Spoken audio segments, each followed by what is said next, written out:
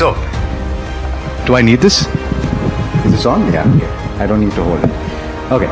So, Rajiv, let me start with the biggest news point, which is the signing of an agreement with the US. This was this dark cloud on the horizon and this looming threat. Tariffs were already underway. There was quite a considerable amount of pain that companies facing the external sector were facing. More than anything else, while we wait for clarity on this, is this a sigh of relief that is resounding across industry in India? Thanks a lot, Alex. I think it's a very positive development.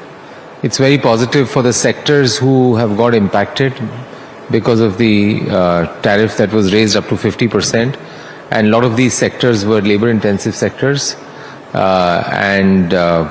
Beyond a point, a lot of these companies were MSMEs who were 100%, or large part of their revenues were really from exports to US. So for many of them, it was an existential issue in whether it was in gems and jewelry, leather, textiles, garmenting and everything else. So I think for them, it's a big relief.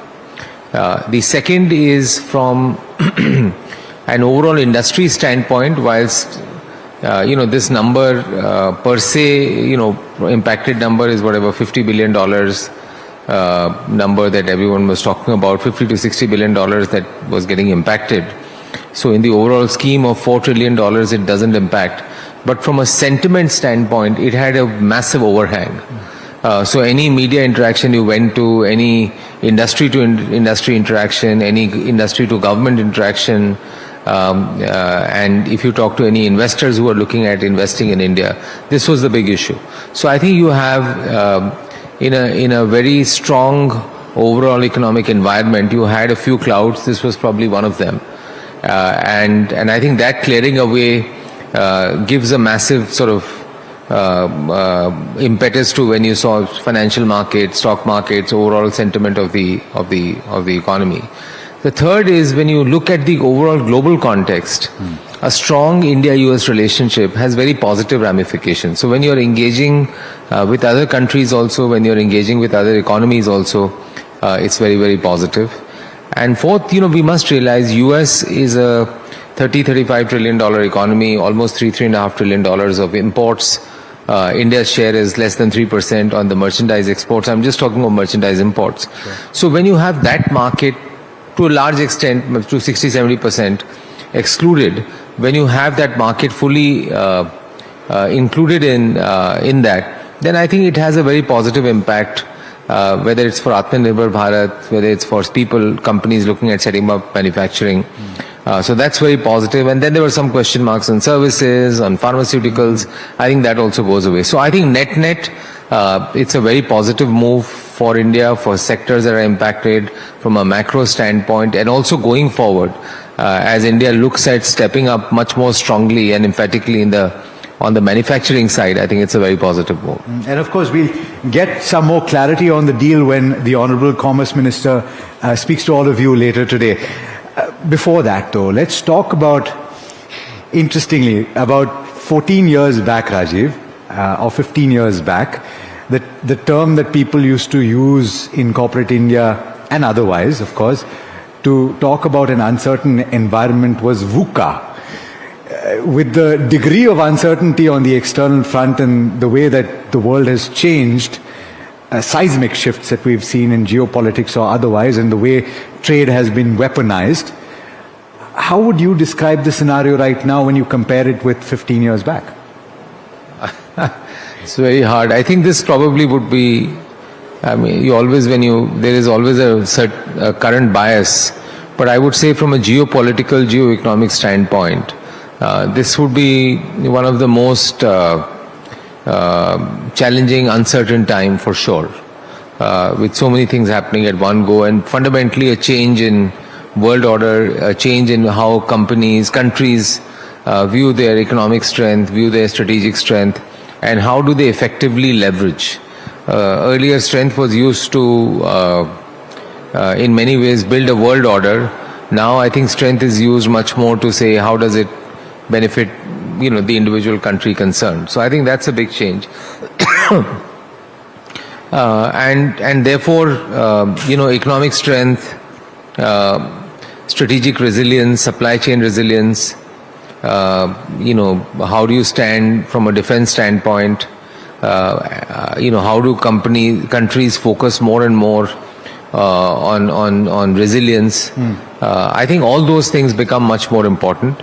But honestly, from my standpoint, a bigger change than this, I think we are focusing a lot on geopolitics and geoeconomics. The related issue is that all the countries are looking at having a right balance of trade and others.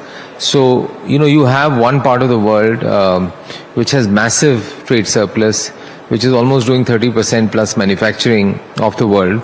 How does the world cope up with that? I think that probably, in my view, is a bigger question mark that we'll see, because some of those countries are also very, very advanced on technology, on cost curves and everything else. Sure.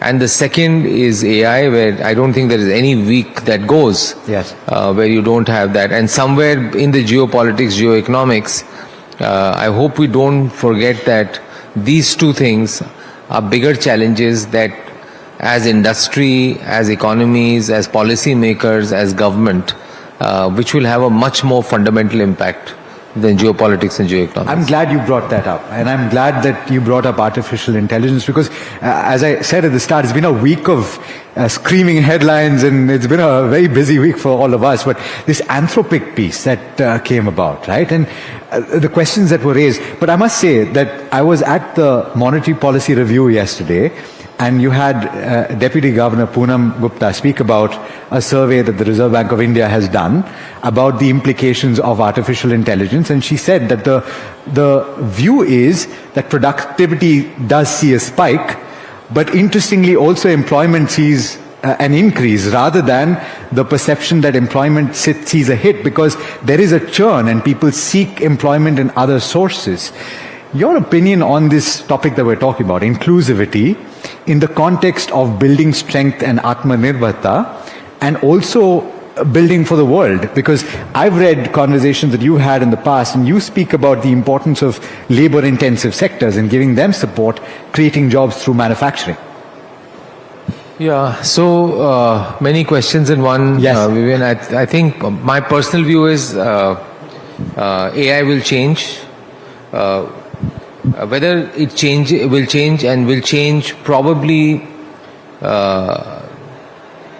more rapidly than what we had anticipated. May not be as rapidly as what the software companies talk about, but it will definitely change more rapidly than what industry anticipates.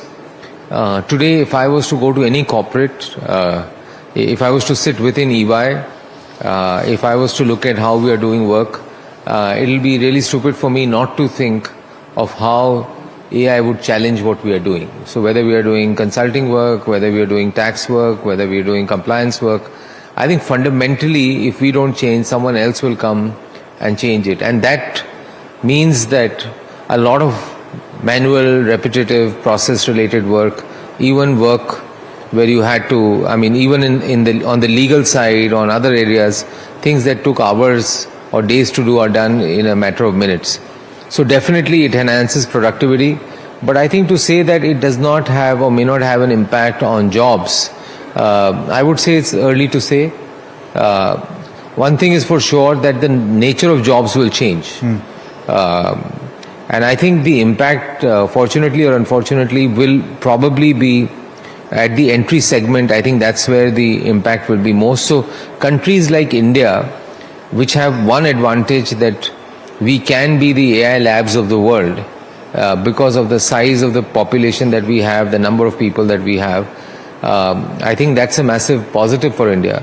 But we have to be very mindful of the fact that things can change, very rapidly, when suddenly some of the largest hirers in the country reduce their hiring. So when you talk to a lot of corporates, they are not saying that we will reduce the number of people that we have. A lot of them are saying, okay, we are factoring in 15% growth, but honestly, we really don't want to hire to achieve the 15% growth. Honestly, even in the media industry, creative industry, there's a massive change. So I think the nature of jobs will change, And I think as a country, we'll have to now start seeing how do we prepare, how do we change our education system, what are the kind of universities that we want to have. Do you want to have as many universities? I'll be provocative here. Yeah. Or do you need more vocational institutes? How do you encourage the adoption? How do people get smarter on the adoption of AI? So I think a lot of that has to change. I don't think it's happening at the speed at which in my view, it needs to happen. Whether it's on curriculum, whether it's giving a thought on skilling, reskilling, on vocational, on newer skills that are needed. And India needs to pivot very, very rapidly to industries that are labor intensive, whether it's manufacturing, not only labor intensive manufacturing, but manufacturing in general. We still have a merchandise trade deficit of $280 billion. Yes. $80 billion of that can be oil, but we can go more aggressively into energy transition.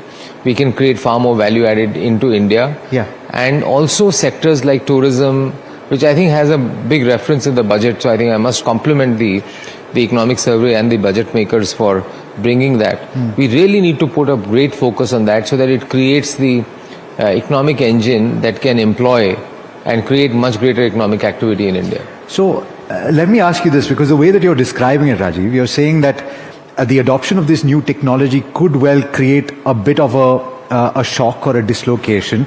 And you've very ably described this. I think everybody will appreciate that the impact will likely be at the entry level. And so from that perspective, what you're saying in terms of creation of jobs becomes that much more important. You've described a few possibilities, but what can be done on the policy side and what can industry do at this moment, given our current capabilities, without rapidly changing that? And that would require capital as well. See, I think from a policy standpoint, there are 2-3 things. One is India cannot shy away from adopting AI at full scale. So I think whether it's government, whether it's industries, the infrastructure that's required, I think that we need to do. Data centers, I mean, AI, the growth of AI depends largely on, or data centers depends largely on data and energy. One search on ChatGPT consumes 12 times the amount of energy one search on Google does. So that's the number that we are talking about. And I think sooner or later, many countries where the energy cost is high, they will not be able to build the data infrastructure that's required. In US, the energy cost is 18 cents. In Europe, it's even higher than 18 cents. In Middle East, it's 4 cents. India will be 7-8 cents. So I think India, given the data that we have, given the amount of the energy cost and the efficiency and energy cost, especially if you are able to rapidly transition to on energy transition, we can do very well. So if I just use the example of data centers, if you are going to have 7 to 8 gigawatts of data centers in the next 5 years, that means a capex of roughly 12 lakh crores. Out of that, 8.5 lakh crores, if you study the bill of material today, 8 to 8.5 lakh crores will be imported. Right. Is there a way that out of that 8.5 lakh crores, we can do domestic manufacturing for 4 to 5 lakh crores? Can we have a proactive strategy for that? So I think we have to really work on the entire AI ecosystem, but we can't shy away. As a country, we should be the fastest adopters. We should use that as a massive competitive advantage and also become the use case capital of the world using GCCs, others and everything. That's one side of it. The second is also building the protection that's required, whether it's in terms of cyber protection, personal protection, data protection, integrity and others. I think the laws and the regulations around that, which the DPDP Act has come, I'm sure many versions of that will come. I think that's also a very big positive. The third, which is very, very important, is reskilling and imagining a world or reimagining what the future of India and what the future of jobs will be. Yes. Whether for people who are in the AI or the 15 million, 20 million children who are going to get into the work stream every year. What are the newer opportunities that we are creating? And if India is going to go big in manufacturing, which I think with the trade deals done, which is a huge compliment to the government in the way they have done it and how successfully they have done it, the reforms that we are doing, I have no doubt that manufacturing in India will pick up. The government policy is very clear, but we need to accelerate manufacturing, infrastructure, have the people, have the skilling. So whether it's getting people at the higher end of the skills or people at the medium to lower end of skills, and blue-collared workers will come back much more emphatically. I think as a society we need to embrace them and we need to create skills that can take care of them. Fantastic. Ladies and gentlemen, big round of applause for Mr. Memani. Thank you. Rajiv, pleasure. Thank you.